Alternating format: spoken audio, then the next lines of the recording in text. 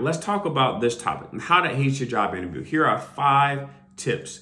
Tip number 1 is start with the salary. Don't be like me. I was so excited to get that email from the recruiter. Hey, we want to interview for your role. And I jumped right into preparing for those questions. But the one question you're always going to get asked on that interview, whether it's a phone screen or it's an in-person interview or virtual, is what are your salary expectations? And if you haven't thought about your answer, it could lead to a very uncomfortable conversation. And ultimately, you could lowball yourself and get yourself anchored to a number that's well below the market value. So to prepare for the interview, make sure you go to Glassdoor.com, Indeed.com, or Salary.com. Type in the title of the job: marketing manager, business analyst, director of strategy, in those websites, and it'll tell you what is the rate in your location as well as in the US. And on Glassdoor, it tells you for that company. You can put the company name and the job title, so you'll have a range to understand what you should be paid for that role. So that's number 1. Number 2 is make it a conversation. The best interviews are conversations. And you do that by making the question that's most important, tell me about yourself. And it's also the first question they're going to ask you on your interview this week or tomorrow. You want to make that the most important opportunity for you to really shift it from that very structured, rigid interview where everyone is all uptight to telling your story. That's your opportunity to tell your story.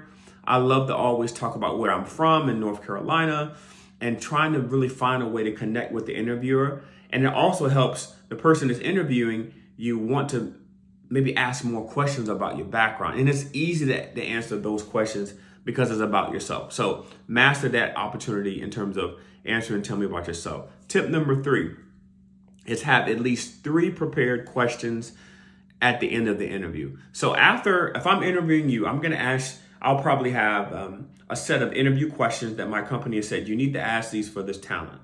So just to give you a little bit of context of how interviews typically go.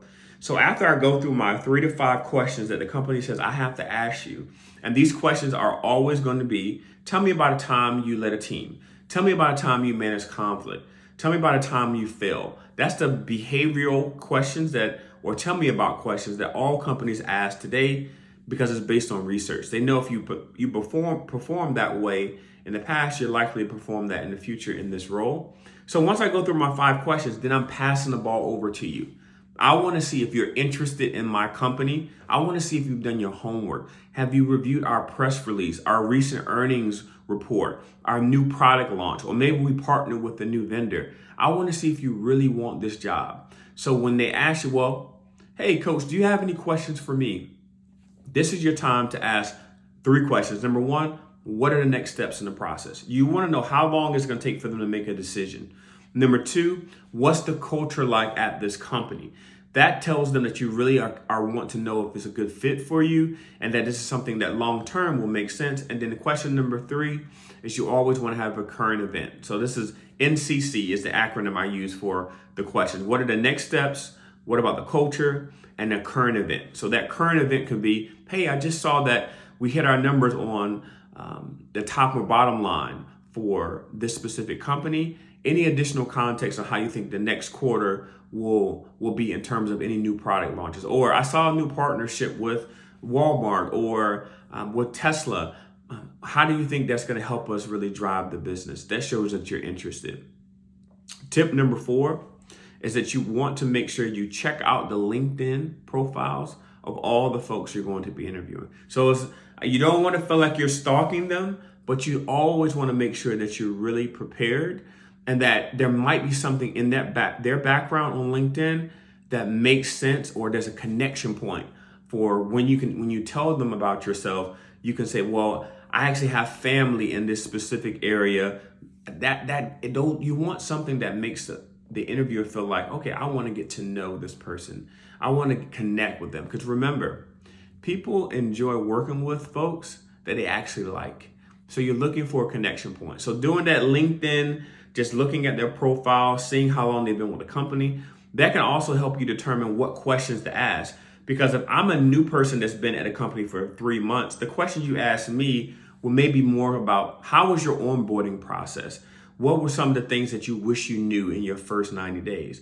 But if I look at your LinkedIn and you've been here for 9 years, I'm going to ask you more specific questions like, hey, how's the company trended over the last few years with new leaders coming on board?